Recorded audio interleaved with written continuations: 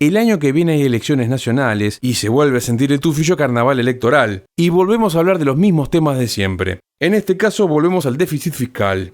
Siempre volviendo al déficit. Tema que por otro lado no mueve la aguja electoral, como lo indica esta encuesta que se hizo después del último balotaje. Aún así el tema nos parece interesante. Brevísima introducción. El Estado mueve guita. Si recibe más de la que gasta, hay superávit, gana. Si recibe menos de la que gasta, hay déficit, pierde. En general todos los países tienen déficit. El problema es si es sostenible o no y cómo es ese déficit. Empecemos con los últimos números. Yo me concentro en lo que es Gobierno Central y BPS, que es donde está el corazón de la política fiscal. El último dato publicado a fin de noviembre, el déficit es del 4% del Producto Bruto Interno, cifra que se ha venido manteniendo en ese nivel en los últimos 3-4 meses. Se ha estabilizado el déficit en ese 4%, después de haber tenido una reducción muy importante hasta septiembre del 2022. ¿Y cómo se movió el déficit en estos años? Si uno compara diciembre del 2019, el último año del Gobierno Frente Amplio, con septiembre del 2022, que es el mejor resultado fiscal que tuvo este gobierno, allí había habido una mejora de 1,5% del producto. Desde septiembre del 2022, ahora hubo un deterioro de 1,6%.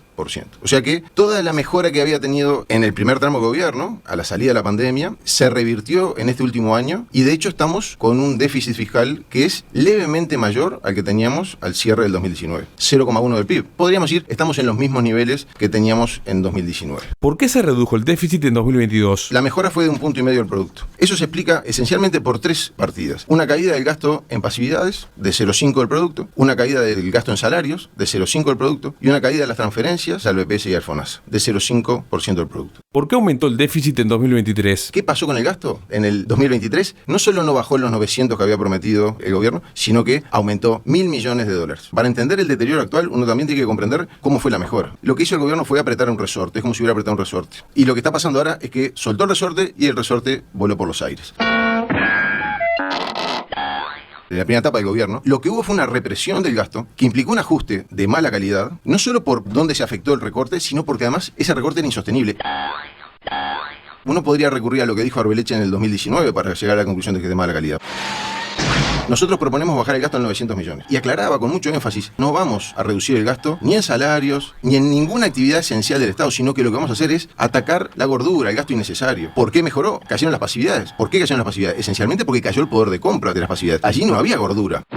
De mala calidad, sobre todo porque no era sostenible, porque era claro que el gobierno había asumido un compromiso de recuperar el salario real y por lo tanto, de la mano de ese aumento del salario real, no solo iba a aumentar de vuelta el gasto en salario, que se había reprimido antes, sino que también iba a aumentar el gasto en pasividades. No había habido un ajuste estructural de calidad en el gasto, sino que lo que había habido era una represión transitoria de los componentes más fáciles. Si yo tengo déficit, me estoy endeudando, porque de algún lado tengo que sacar esos recursos. Las economías siempre operan con déficit porque como crecen, generan margen para poder tener cierto nivel de déficit, pero que tiene que ser sostenible. ¿En qué se mide la sostenibilidad? En que eso no me genere una trayectoria creciente de la deuda. Cuando vemos qué pasó con la deuda en este periodo de gobierno, en realidad estamos con una deuda que es de 7-8 puntos mayor del producto que la que teníamos en 2019.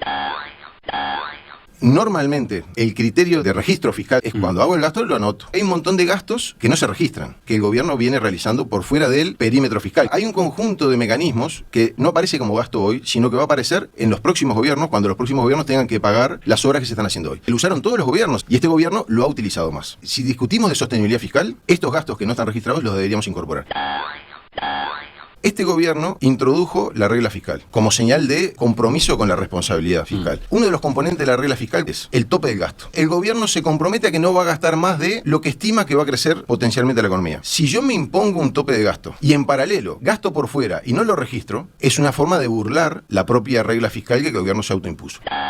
Es más, este gobierno ha sido bastante opaco. Durante los 2 primeros años de implementación de la regla fiscal, desde el Frente Amplio se le pidió en cada instancia de rendición de cuenta que presentaran los supuestos, la metodología, el detalle de las series en las cuales se basaba el cálculo para poder replicarlo. Y eso nunca se obtuvo. Como todo zurdo, siempre dando manija. ¿Te olvidaste que tuvimos bruta sequía? La sequía, naturalmente, afectó el nivel de actividad. Aquí las exportaciones no pagan impuestos. Y por lo tanto, el efecto que tiene vía caída en las exportaciones no tiene impacto fiscal, tiene impacto en el nivel de actividad. Lo que explica el deterioro fiscal del último año, este deterioro de 1,6% del producto, fue aumento del gasto. Inversiones, transferencias, pasividades y remuneración. La evolución de la recaudación en el último año, en términos del producto, se mantuvo constante. ¿Y la pandemia, zurdo? ¿Me vas a decir que no nos cagó los números? Se da la paradoja que la mejora del resultado fiscal se da cuando todavía estábamos saliendo de la pandemia. Todavía teníamos la pandemia. pandemia arriba de la mesa y el resultado fiscal mejora hasta septiembre del 2022. El deterioro que estamos teniendo en este último año, yo no se lo puedo achacar a la pandemia. Es más, el deterioro fiscal es un poco mayor al que ven los números, porque estamos sustituyendo gastos que eran transitorios de la pandemia por gastos permanentes. Lo que está sucediendo ahora es que está habiendo un carnaval electoral en materia de gasto muy grande.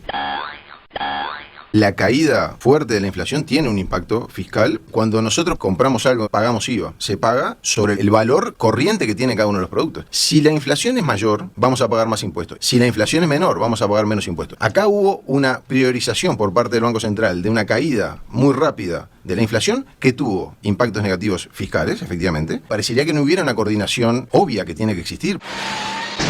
En agosto del 2019, en plena campaña, la actual ministra Azucena Arbeleche había salido alertando de que la situación fiscal mostraba luces rojas, cuando en aquel momento el déficit era del 3,7, hoy estamos en el 4. Hubo un manejo político de las cifras del déficit en 2019, mostrando una situación inmanejable, insostenible, que era mejor que la que estamos teniendo ahora.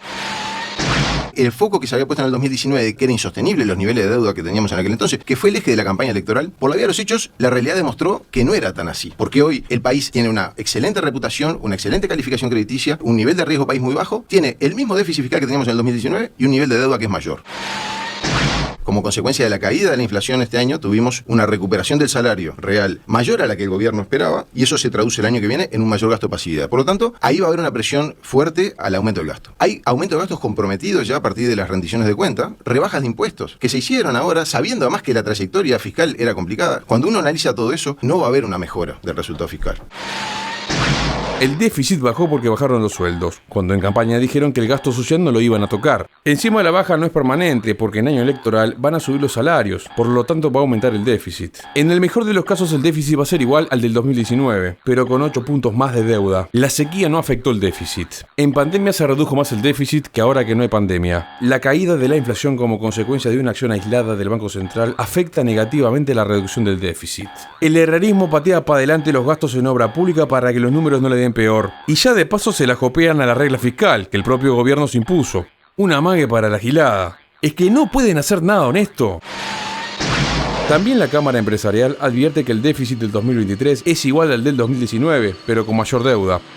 Deben ser zurdos también. Si te gustó el video, dale like, suscríbete y compartilo. Si querés y podés colaborar con el canal, hacedlo desde la cuenta de Patreon en la descripción del video. Y a los que ya están colaborando desde esta plataforma, nuestro más profundo agradecimiento.